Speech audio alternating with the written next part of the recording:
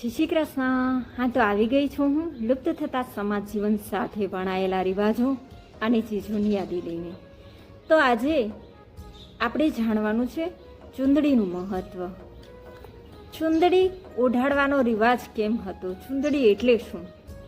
ચૂંદડીનું માન. હું ચૂંદડી છું. રંગોથી ભરેલી હોવા છતાં ક્યારેય મારા રંગોનો ગર્વ નથી કર્યો, કારણ કે મને ખબર છે સૌંદર્ય તો ઓઢનારના હૃદયમાં વસે છે. હું દીકરીના માથા પર ચડું છું, પણ તેની ઓળખ છીનવતી નથી. તેના સપનાઓને મારી અંદર સમેટી ને નવા આકાશ તરફ લઈ જાઉં છું. હું કહું છું, પોતાને ભૂલી જા નહીં, પરંતુ પોતાને વિસ્તારી દે. એક ઘરના પ્રેમને લઈ અને બીજા ઘરના આંગણામાં વેરી દે.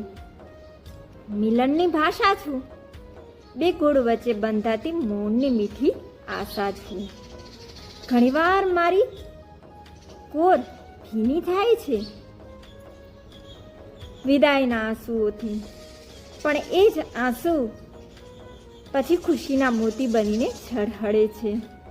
મારા રંગોમાં ત્યાગ નથી, પ્રેમનો વિસ્તાર છે. મારા દરેક છેડામાં સંબંધોનો શણગાર છે. અને જ્યારે કોઈ સ્ત્રી મને સાચા અર્થમાં ઓઢે છે, ત્યારે હું વસ્ત્ર મટીને મમતા બની જાઉં છું, સમર્પણ બની જાઉં છું, આખા પરિવારના સુખનું નિઃશબ્દ કારણ બની જાઉં છું. હવે આ ચૂંદડી ઓઢવી એટલે માત્ર રંગોનું આવરણ નહીં, એ તો એક દીકરીના હૃદયમાં પ્રેમનું નવું આભરણનું ખીલવું છે. પિયરના આંગણે રમેલી દીકરી એ સ્નેહથી આંખોમાં ભરી લઈ અને નવા સંબંધોના બાગમાં પોતાના એ સંસ્કારોને હળવેથી વાવી દેવું. એક ઘરનો શ્વાસ બનીને બીજાના ઘરમાં મહેકવું. ન જીતનો ગર્વ હોય, ન હારની વ્યથા. એ તો સમર્પણની શાંત ગાથા અને મમતાની અમર પ્રથા છે. ચૂંદડીના દરેક રંગોમાં સંસ્કાર અને સૌંદર્ય ઝળહળે છે. સ્ત્રીના નિસ્વાર્થ પ્રેમથી બે કુળ વચ્ચેનો સેતુ બનવું, પોતાના અસ્તિત્વને જાળવી રાખી સૌના હૃદયમાં વસવું.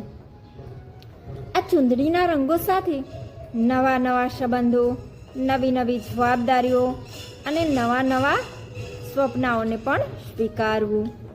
જેમ નદી પોતાના મૂળને ભૂલ્યા વગર સમુદ્રમાં સમાઈ જાય છે, તેમ પિયરના સંસ્કારોને હૃદયમાં સાચવીને સાસરીના પરિવારમાં ભળી જવું.